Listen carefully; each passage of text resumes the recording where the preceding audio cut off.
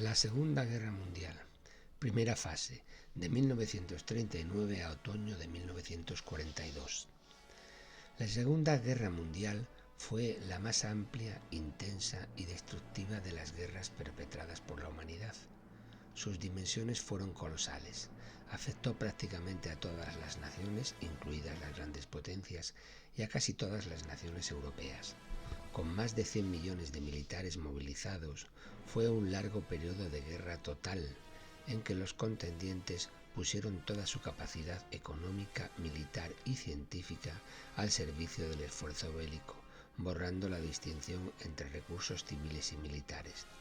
Se trató de una guerra mecanizada, móvil, en que las comunicaciones, teléfonos, radio, telégrafo, radar, adquirieron valor considerable y donde tanques, submarinos y aviación fueron armas esenciales, marcada por hechos de extrema crueldad que incluyeron la muerte masiva de civiles, el holocausto, los bombardeos sobre ciudades y el uso por primera vez en un conflicto bélico de armas nucleares.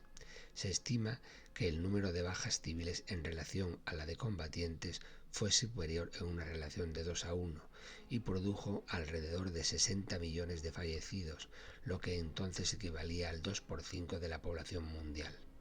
La Segunda Guerra Mundial fue la más mortífera de la historia. Militarmente tuvo dos fases. La primera, de 1939 al otoño de 1942, fue favorable a las potencias del eje, Alemania, Italia y Japón y los países satelizados por Alemania, Hungría, Rumanía y Bulgaria. Y la segunda, desde las derrotas del Alamein y Stalingrado y el avance estadounidense en el Pacífico, fue favorable a las potencias aliadas, Estados Unidos, Gran Bretaña y su imperio, la URSS, la Francia libre y la llamada resistencia de los países europeos. Fin del sistema de Versalles. La grave crisis económica y la evolución política en Alemania desencadenó a partir de 1930 una oleada de inseguridad y enfrentamiento en Europa, y en el Extremo Oriente el surgimiento del imperio militarista en Japón, que desatendiendo los requerimientos de la Sociedad de Naciones ocupa Manchuria y da inicio a una larga guerra contra China. El sistema ideado en el Tratado de Versalles, además de la proscripción de la URSS, que es alejada del concierto de la Sociedad de Naciones por el llamado cordón sanitario frente al comunismo, pretendía neutralizar a Alemania y lograr así un precario equilibrio entre los vencedores, Estados Unidos, Gran Bretaña, Francia y las potencias derrotadas, la propia Alemania, y las descontentas, Italia y el Japón. Desde 1933, con la subida de Hitler al poder en Alemania y el predominio del partido militar favorable a la guerra en el Japón, la agresividad y la violencia se convierten en los elementos determinantes de las relaciones internacionales y el sistema de Versalles salta hecho pedazos ante la impotencia de sus valedores. El camino hacia la guerra de Alemania. El Tratado de Versalles de 1919, con el que finalizó la Primera Guerra Mundial, había estipulado una serie de cláusulas que suponían para Alemania la pérdida de una octava parte de su territorio y una décima parte de la población de 1914. Además del desmantelamiento de su ejército, la confiscación de importantes recursos económicos y el pago de reparaciones a los aliados por los daños causados durante el conflicto. El tratado fue acogido en Alemania como una humillación y considerado como la causa de sus problemas políticos y económicos durante los años 20 y 30 tras las dos crisis económicas que afectaron a Alemania con especial dureza. Hitler alcanza el poder en 1933 tras ganar unas elecciones en un clima de intimidación de sus adversarios políticos, con amenazas, palizas y asaltos nocturnos domiciliarios, raptos, encarcelamientos y atentados llevadas a cabo con total impunidad por los grupos armados de las SA y de la SS del partido nazi. De suerte que quien no se mostrara entusiasta de la propaganda nazi tenía razones serias para temer por su libertad y por su vida. Una violencia que alcanzó su cenit una semana antes de las elecciones, cuando la noche del 23 de febrero de 1933 los nazis incendian el Reichstag y culpan a los comunistas, iniciando una feroz persecución contra ellas.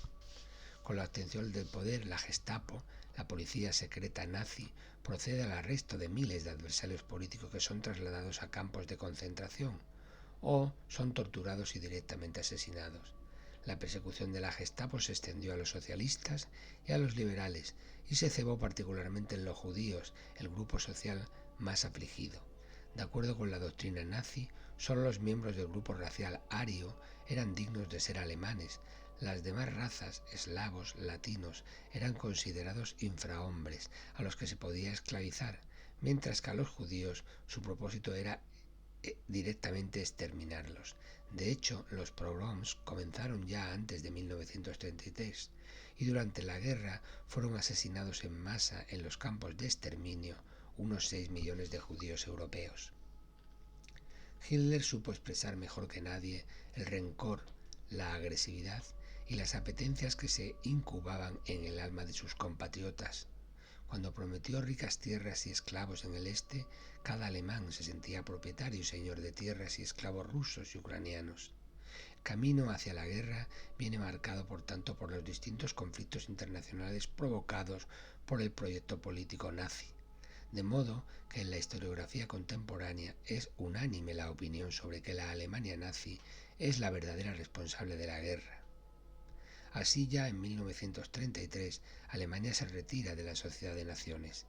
En 1934 se produce la primera intentona nazi de adueñarse de Austria. En 1935 se implanta el servicio militar obligatorio y se recupera el Sarre mediante un plebiscito no autorizado. En 1936, con flagrante violación del Tratado de Versalles, se produce la remilitarización de Renania. Ese mismo año Alemania inicia junto a Italia una política intervencionista sin reservas en la Guerra Civil Española y tras la Guerra de Abisinia, que enfrentó a Italia con Francia e Inglaterra, se firma un pacto de adhesión militar con este país, el eje Berlín-Roma, y otro con el Japón, el Pacto Anticomintern. A partir de 1938 aumentan todavía más las tensiones. En marzo Hitler provoca la caída del canciller austriaco, ocupa militarmente Austria y proclama el Anschluss o anexión de Austria por Alemania. Pero de todos los acontecimientos que condujeron a la guerra, fue el intento de apaciguamiento de Hitler en la conferencia de Múnich el que mostró más a las claras que las potencias democráticas, Francia e Inglaterra, no se encontraban preparadas para la guerra. Ante la amenaza de una invasión alemana de Checoslovaquia, bajo el pretexto de apoyo a los Sudetes, población de habla alemana, le negaron cualquier ayuda a Checoslovaquia. Chamberlain y Daladier se reunieron con Hitler en Múnich y reconocieron la anexión de la región por Alemania. Las consecuencias fueron contraproducentes, pues Checoslovaquia en aquel momento tenía un considerable ejército preparado para entrar en guerra y una de las industrias de armamentos más poderosas del continente. En marzo de 1939, Checoslovaquia fue desmembrada y ocupada por completo por Alemania, que se apoderó de toda su industria. Esta política de apaciguamiento se reveló como un completo fracaso y mermó la confianza de los estados de Europa Central que habían firmado tratados de defensa mutua con Francia e Inglaterra. Pero el último acto del camino hacia la guerra, a pocos días de su estallido, fue acaso el más espectacular. El 23 de agosto de 1939, los ministros de Exteriores de Alemania y de la URSS firmaban en Moscú el Pacto de No Agresión Germano-Soviético. Las consecuencias prácticas del acuerdo fueron para Alemania salvaguardar su flanco oriental, mientras que la URSS ganaba tiempo ante la más que previsible agresión a Alemania. Para el mundo fue un acuerdo insólito entre dos enemigos teóricamente irreconciliables. Además, según se supo posteriormente, el pacto incluía unas cláusulas secretas por las que los firmantes se repartían el territorio polaco y ponían fin a su existencia como Estado independiente. El origen de la Segunda Guerra Mundial no fue, pues, como protestaba la propaganda nazi, la negativa polaca a ceder el corredor y la ciudad libre de Danzig, que Hitler quería incorporar a Alemania. El ejército alemán, al invadir Polonia el 1 de septiembre de 1939, tenía la pretensión de ocuparla y desalojar o subyugar a la población eslava en busca del Lebensraum, o asentamiento germánico definitivo en las tierras del este. La invasión produjo la declaración de guerra de Gran Bretaña y Francia y el inicio de la fase europea de la Segunda Guerra Mundial. El camino hacia la guerra en el Pacífico. Los antecedentes del comienzo de la Guerra Mundial en el Pacífico están en la escalada de tensiones y conflictos entre Japón por un lado y la Gran Bretaña y Estados Unidos por otro, con la población de China como principal perjudicada. Durante los años 20, la decisión de Gran Bretaña de construir una gran base naval en Singapur y la firma del Tratado con Estados Unidos de limitación de fuerzas navales en el Mar de China establecía una proporción desfavorable para Japón frente a las dos potencias occidentales que el país no estaba dispuesto a aceptar. El crecimiento de la población japonesa había sido espectacular, pasando de 55 a 71 millones entre 1920 y 1940, lo que, unido a las consecuencias especialmente duras de la crisis económica de 1930, había creado un fuerte descontento interno y la percepción de que la expansión territorial en busca de materias primas era una necesidad para resolver el problema económico. En 1931 se produjo la invasión japonesa de Manchuria, que fue convertida en el estado títere de Manchukuo. Esto acabaría produciendo la salida de Japón de la Sociedad de Naciones y que se incorporara en 1936 al Pacto Antikomintern junto a la Alemania nazi y a Italia. A partir de 1937 tuvo lugar la invasión japonesa del norte de China y el inicio de las hostilidades contra las fuerzas nacionalistas chinas de Chiang Kai-shek, apoyadas por las potencias occidentales. Aprovechando la derrota de Francia por Alemania en 1941, Japón forzó la ocupación de la Indochina francesa, lo que provocó en julio del 41 una respuesta contundente de Estados Unidos y Gran Bretaña, la congelación de los activos japoneses en ambos países y el embargo de las exportaciones de petróleo. La condición impuesta para el levantamiento de las represalias económicas era la retirada del Japón de todas sus ocupaciones en el continente, incluyendo también a China. El embargo se puede considerar la causa inmediata de la Guerra del Pacífico, dado que el Japón importaba el 90% del petróleo que consumía de los países sancionadores. El ultimátum lo obliga a renunciar a una década de política expansionista o a la guerra. Como Japón no podía plantearse la guerra con los Estados Unidos en términos de victoria total, la relación económica era de 10-1 favorable a los norteamericanos, la estrategia defendida por la rama militar del gobierno liderada por Osamu Nagano e Isoroku Yamamoto consistía en la consecución de un anillo defensivo que incluyera la parte oriental del Pacífico y el establecimiento de una serie de bases en esa región que acabara disuadiendo a los Estados Unidos de recuperar esos territorios, por lo costoso en vidas humanas y en términos materiales, obligándoles a aceptar sus conquistas. Como paso previo a las conquistas materiales, el alto mando japonés decidió que era necesario neutralizar la flota americana del Pacífico mediante un ataque sorpresa. Así, el 7 de diciembre de 1941, la Marina Imperial japonesa, sin previa declaración de guerra, lanzaba un ataque aéreo contra la principal base naval estadounidense del Pacífico en Pearl Harbor, Hawái. La operación fue un éxito, puesto que destruyó 18 unidades navales, 5 acorazados y 3 cruceros, y permitió el control marítimo del Japón durante los meses inmediatos y su ofensiva con conquistas territoriales, pero no logró sus objetivos, puesto que la mayor parte de la flota quedó intacta, especialmente los 3 portaaviones que se encontraban fuera de la base. Con la entrada en la guerra de los Estados Unidos y la declaración de guerra a estos de Alemania e Italia el 11 de diciembre de 1941, la guerra adquiría un carácter global. Poco a poco, y siguiendo la estrategia apuntada, comenzaron los desembarcos de tropas de ocupación japonesas en las costas y en decenas de islas del Pacífico. En enero de 1942, los japoneses desembarcaron en Malasia y realizaron un fulgurante avance de 800 kilómetros hacia el sur, que tras 6 semanas obligó a los ingleses a refugiarse en la isla de Singapur. El 15 de febrero se rendía la guarnición de Singapur, la principal base naval aliada en el sureste asiático. Simultáneamente, el ejército japonés conquistó el enclave británico de Hong Kong, y en Filipinas los norteamericanos tuvieron que abandonar Luzón y refugiarse en la península de Batán, donde resistieron hasta abril. También ocuparon desde Borneo, las Islas Célebes y Java, y a principios de marzo Birmania, de donde expulsaron a los británicos. De este modo, Japón, con unas pérdidas muy limitadas, en solo 4 meses logró sus objetivos iniciales: dominar una amplísima área geográfica en el Pacífico que limitaba al norte con la Unión Soviética, al oeste con la China no ocupada y la India, y al sur con Australia, quedando la parte norte de Nueva Guinea sin ocupar, y al este por una línea imaginaria que cruzaba el Pacífico al oeste de Midway y Hawái. La invasión de Polonia y el avance alemán hacia el oeste, la caída de Francia. Mediante la nueva concepción de la guerra, la llamada Guerra Relámpago, Blitzkrieg, Alemania llevó a cabo una revolución militar. Suponía la estrecha cooperación de todas las armas para realizar una brecha en el frente enemigo, a través de la cual penetraban las unidades acorazadas motorizadas que, sin preocuparse de las fuerzas contrarias que dejaban atrás, llevaban la lucha a la retaguardia enemiga. Mientras la infantería defendía los flancos de la brecha ante los posibles contraataques, la aviación bombardeaba los aviones enemigos en tierra y las líneas de comunicación.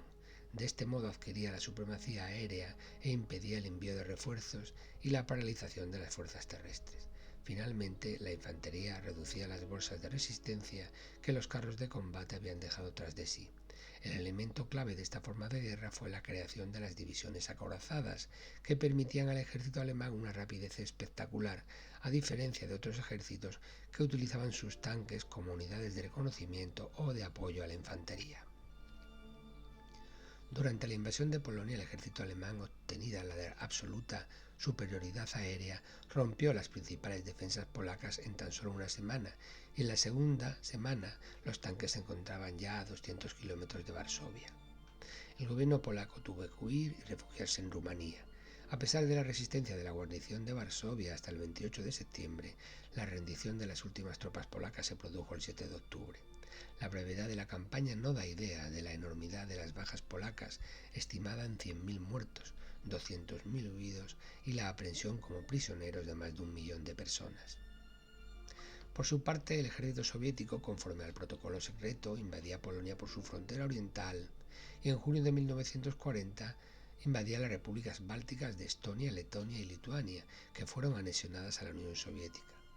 También inició una ofensiva contra Finlandia, a quien le hacía reclamaciones territoriales, cuyo ejército, sin embargo, ofreció una feroz resistencia.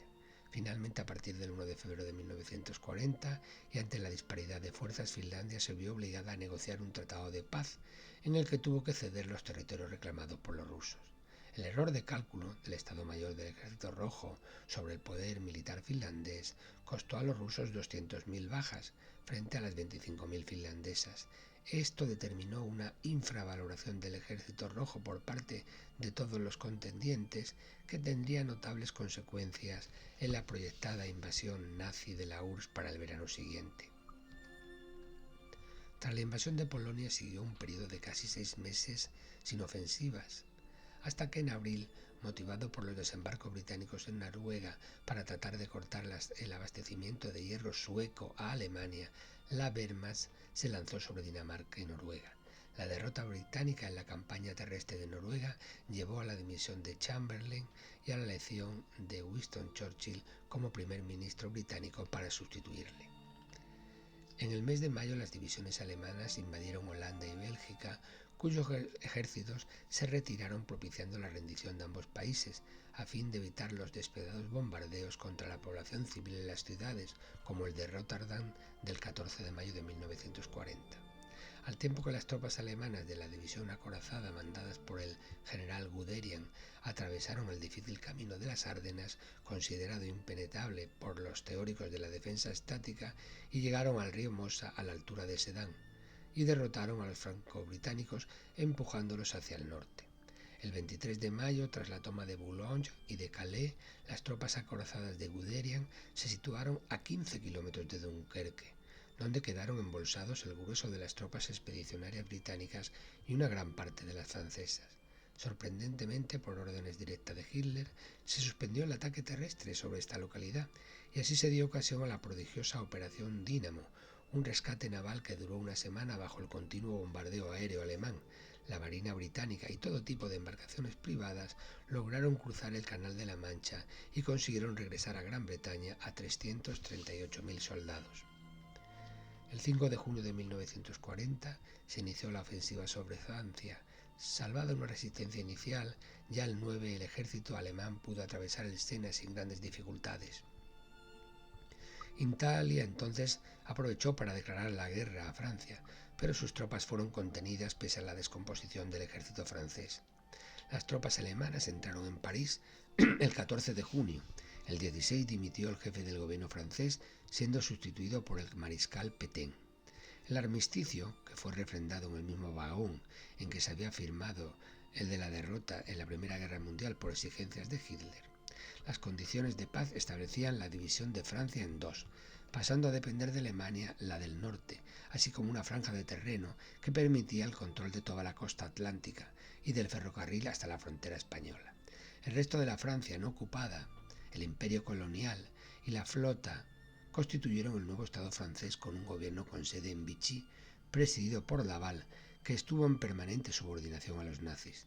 De esta forma, argumenta el historiador francés Pierre Renouvin, se evitaba que el gobierno francés se estableciera en el norte de África y pusiera su armada al servicio de la británica, así como las complicaciones de administrar el extenso territorio colonial de Francia. Por su parte, el general de Gaulle, exiliado en Londres, que desde el principio se había opuesto a la anticuada defensa estática en la línea Maginot, hizo un llamamiento a los franceses para que continuasen la lucha, creando el movimiento de la Francia libre. En julio de 1940, los navíos británicos atacaron a gran parte de los buques de la Armada francesa en el puerto argelino de Mens-el-Kebir para evitar que la flota francesa contribuyera al incremento del poderío naval alemán. La batalla de Inglaterra. Tras la caída de Francia, Gran Bretaña se encontraba sola ante la poderosa máquina de guerra alemana. Hasta ese momento, los éxitos alemanes habían sido fulminantes, y en julio de 1940 se auguraba solo 2 meses de resistencia a Inglaterra. De esta perspectiva de Hitler, dada la posición estratégica de Inglaterra y su imperio, existía la posibilidad de una coexistencia pacífica entre ambos países, las ramas hermanas de la raza aria, mediante un acuerdo o incluso mediante la firma de la paz. Pero Gran Bretaña no había entrado en guerra para aceptar un estado de cosas en Europa como el que se daba en 1940. El primer ministro Churchill se presentaba al Parlamento con su famoso discurso de sangre, sudor y lágrimas. Churchill simbolizó la decisión del pueblo británico de resistir y luchar contra el nazismo, clamando en notables discursos radiofónicos su voluntad de combatir hasta el final. Ante esta situación, Hitler ordenó al ejército que comenzaran los preparativos para la invasión de Gran Bretaña, que denominó Operación León Marino, y que debía estar lista para el 15 de septiembre. Consistía en el desembarco de tropas en la costa meridional de la isla. Sin embargo, los generales alemanes coincidían en que esta operación no era posible sin antes lograr la supremacía aérea sobre el Canal de la Mancha. La batalla aérea se extendió desde agosto a septiembre de 1940. La Luftwaffe alemana contaba con mayor número de aviaciones que la RAF, unos 700 frente a los 2.400 alemanes, pero los Messerschmitt alemanes eran menos maniobreros que los Hurricane y los Spitfire ingleses. A finales de agosto, los continuos bombardeos en la red de radares situadas preferentemente en el sur estuvo a punto de colapsar el sistema de detección y prevención esencial para la RAF, pero las importantes pérdidas de aviones y pilotos para ambos ejércitos determinó que la Luftwaffe cambiara la estrategia, comenzando a dirigir sus ataques más al norte, hacia los escuadrones de reserva y en especial enfocando su acción a los raids nocturnos de bombardeo de las grandes ciudades como Londres, Liverpool o Coventry. Esto determinó la recuperación de la RAF y que a finales de septiembre el Estado Mayor alemán renunciara a la invasión de Gran Bretaña. La guerra se desplazó entonces hacia el Mediterráneo y África. La entrada en la guerra de las tropas de Mussolini, la invasión italiana de Grecia en octubre de 1940, trastocando los planes de Hitler, que pretendía mantener en los Balcanes la situación previa, se convirtió enseguida en un desastre. Al cabo de pocas semanas, los griegos contraatacaban y a mediados de diciembre se había logrado penetrar en Albania, mientras las tropas británicas desembarcaban en Grecia y permitían crear un frente en el continente. Ante la petición de ayuda italiana, Hitler decidió preparar la invasión de Grecia, previa ocupación de Bulgaria y de Yugoslavia y Grecia, que se habían resistido a firmar el pacto con Alemania e Italia. Ambas fueron derrotadas en pocas semanas y las tropas inglesas que se habían retirado a Creta tras la invasión de paracaidistas germanos tuvieron que retirarse hacia el mar con grandes pérdidas. En África, Italia contaba con una importante presencia en Libia y en la parte oriental del continente, Eritrea, Etiopía y Somalia, y decidió aprovechar el aislamiento británico para iniciar una ofensiva que desde Libia logró progresar a 80 kilómetros en Egipto, pero que, como en el caso de Grecia, resultó un total fracaso, pues la contraofensiva británica tomó toda la Cirenaica y capturó 130.000 prisioneros con un costo de apenas 500 bajas, de forma que Alemania se vio obligada a reforzar a su aliado italiano. A partir de febrero de 1941 envió 2 divisiones de blindados acorazados que recibieron el nombre de Afrika Korps al mando del prestigioso general Rommel. Pero mientras que para los ingleses la lucha en el desierto era vital para mantener su situación estratégica en la región y la comunicación con la India a través del canal de Suez, para Hitler, obsesionado con emprender cuanto antes la operación de invasión de Rusia, era un objetivo secundario y nunca dotó al Afrika Korps de las tropas y los suministros necesarios. Entre febrero del 41 y mayo del 43, la lucha en el desierto con tropas poco numerosas y grandes distancias consistió en una serie de avances y retrocesos de ambos ejércitos, que finalmente terminaría con la victoria de las tropas acorazadas inglesas del prudentísimo general Montgomery en la segunda batalla del Alamein en octubre del 43, que por entonces contaba ya casi con el triple de hombres y de blindados que Rommel.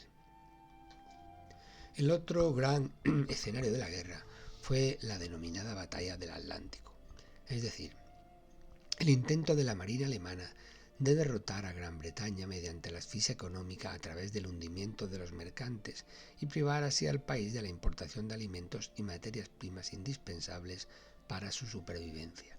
La duración de la batalla coincide con la de la propia guerra y se llevó a cabo al principio mediante la colocación de minas, el empleo de aviones y buques de superficie, pero sobre todo mediante la guerra submarina.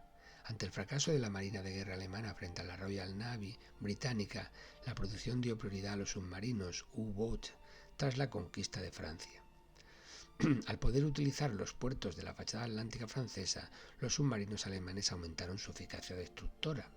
Con el perfeccionamiento de la guerra antisubmarina, convoyes de protección, sonar, cargas de profundidad y sobre todo tras la entrada de los Estados Unidos en guerra, los submarinos alemanes tuvieron que desplazarse hacia el centro del Atlántico. Las mejoras entonces se centraron en el uso de aviones de gran radio de acción y de unidades de escolta que podían abandonar el convoy y perseguir a los submarinos. A partir de mayo del 43 empezaron a dar frutos las mejoras aliadas. Fueron hundidos más de 40 submarinos alemanes y el ritmo de construcción de buques de carga por parte de los aliados comenzó a superar el de las pérdidas. La Operación Barbarroja. La causa principal de la invasión de Rusia, como la de Polonia, debe buscarse en el deseo de Hitler, ya expresado 20 años antes en su obra Mi lucha, de materializar el sueño imperial alemán mediante la anexión del territorio comprendido entre el Vístula y los Urales. La conquista de Rusia suponía la incorporación al Tercer Reich del espacio vital que Hitler consideraba necesario para Alemania. Por otra parte, además, el nazismo y el comunismo stalinista eran sistemas antitéticos. Tanto Hitler como el ejército alemán eran profundamente anticomunistas. Hitler, que temía ser atacado por la Rusia comunista en el caso de que se abriera un amplio frente en su guerra contra Inglaterra, se encontrara en lo peor de la lucha contra los británicos. Por eso eligió la primavera de 1941, cuando los occidentales yacían derrotados en el norte y en el centro, así como en el sur de Europa, y se hallaban imposibilitados de atacar a Alemania. El Estado Mayor alemán estimó que era el mejor momento para atacar a la Unión Soviética. Esta había sido siempre la empresa predilecta del militarismo nazi, la aniquilación del régimen comunista en Rusia y la consolidación por el Japón de sus recientes posiciones ganadas en la ofensiva en Asia y el Pacífico. Pensaban, quizá obligaría a los Estados Unidos a abstenerse de intervenir en la guerra de Europa. La invasión de la Unión Soviética se puede considerar la decisión más importante de la guerra, no solo por las fuerzas que se implicaban en el conflicto, sino por las consecuencias tanto a corto como a largo plazo para Europa. La magnitud de la invasión ordenada el 22 de junio de 1941 puede apreciarse a través de la descripción de las fuerzas. Por la parte alemana se emplearon 167 divisiones, más las 14 divisiones rumanas y del ejército finlandés. Frente a ellos, el ejército rojo contaba con 170 divisiones a lo largo de su frontera occidental. En total, ambos contingentes movilizaron unos 3 millones de hombres cada uno. La calidad del armamento y la experiencia del combate en el principio estaban del lado alemán. El plan alemán contaba con derrotar al ejército soviético durante las 3 primeras semanas mediante una serie de maniobras envolventes a cargo de las divisiones acorazadas para dejar paso a la infantería conforme a la táctica de la guerra relámpago. El objetivo contemplaba alcanzar una línea imaginaria trazada desde Arcángel al norte hasta Astrakhan en el sur. Y para lograrlo, las fuerzas alemanas fueron divididas en 3 grandes grupos. El norte, que a través de los estados bálticos debía ocupar Leningrado, el centro, que desde la zona de Varsovia tendría que tomar Moscú, y el sur, cuya meta eran las fértiles tierras del Dnieper y Kiev. Es importante destacar el factor sorpresa en el inicio de las hostilidades, pues aunque Stalin había sido advertido por el espionaje norteamericano y británico de un esbozo de plan y hasta el día exacto de las hostilidades, su patológica desconfianza hacia Occidente le llevó a hacer caso omiso del aviso. Durante la primera semana, el grupo del centro, las divisiones acorazadas a cargo del general Guderian, consiguieron cercar 300.000 soldados rusos, capturando 2.500 tanques, y el 15 de julio había alcanzado Smolensk a 350 kilómetros de Moscú. El grupo norte consiguió avanzar con mayor dificultad a través de los países bálticos y el grupo sur encontró una fuerte resistencia inicial que le impidió adentrarse en Ucrania, por lo cual se decidió destinar parte de las brigadas acorazadas en apoyo del ejército del sur y con ello, además de la captura, embolsar a otros 2 centenares de miles de prisioneros. Se tomó Kiev y la península de Crimea, pero no se consiguió el objetivo de apoderarse de los pozos de petróleo del Cáucaso. Finalmente el ejército alemán se dirigió hacia Moscú, donde la ofensiva quedó frenada a 35 kilómetros de la capital. La estrategia alemana de la guerra relámpago, que se basaba en cercar al enemigo mediante movimientos de los tanques y fuerzas acorazadas, no logró dar resultado en un país tan extenso como Rusia. La insuficiencia de tropas alemanas en relación con tan vasto territorio permitía que las tropas rusas pasaran por la trama de aquellos grandes cercos. Pese a su apabullante avance, los alemanes no pudieron llevar a cabo su objetivo principal, la destrucción de las fuerzas armadas rusas. Finalmente, los soviéticos aplicaron implacablemente la táctica de la tierra quemada en el propio suelo nacional. Al ir batiéndose en retirada, lo destruían todo para que los alemanes no ocupasen sino desiertos, medida que alcanzó toda su importancia con la aparición de los primeros fríos del crudísimo invierno ruso. Aquel invierno de 1941 fue excepcionalmente frío. Las temperaturas llegaron a 40 bajo cero y en el ejército alemán, sin el equipo de invierno necesario, causaron la muerte de decenas de millares de soldados.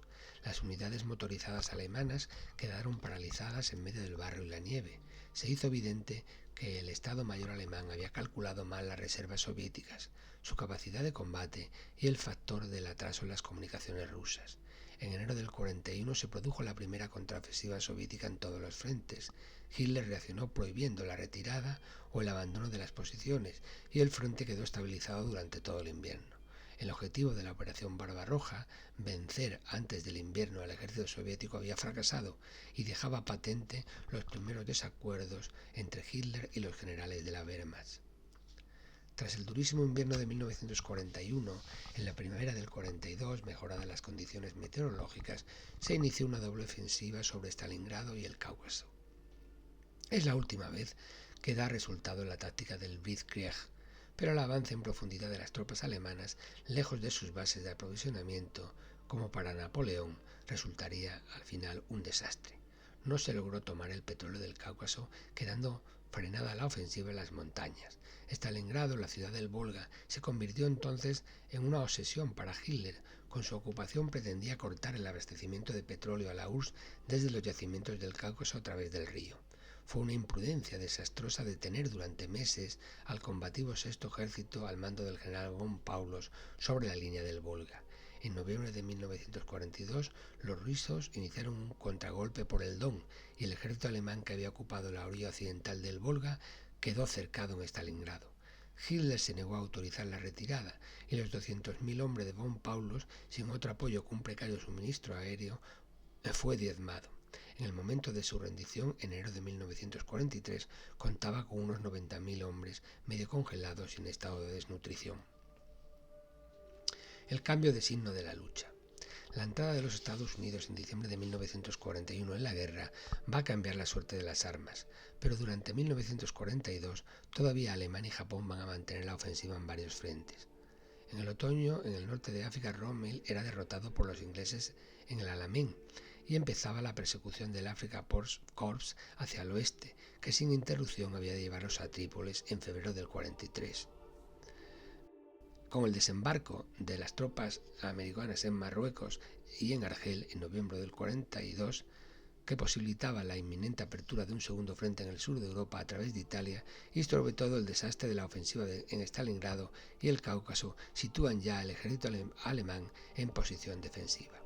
Por su parte, en el Pacífico, desde abril de 1942, se inicia el contraataque de la Marina norteamericana al mando del general MacArthur con un bombardeo desmoralizador sobre Tokio y la batalla del Mar de Coral, que impidió el desembarco japonés de tropas en el sur de Nueva Guinea, al norte de Australia, y sobre todo la batalla de Midway, donde gracias al desciframiento de las comunicaciones japonesas, los norteamericanos hundieron 4 portaaviones japoneses, perdiendo solo uno.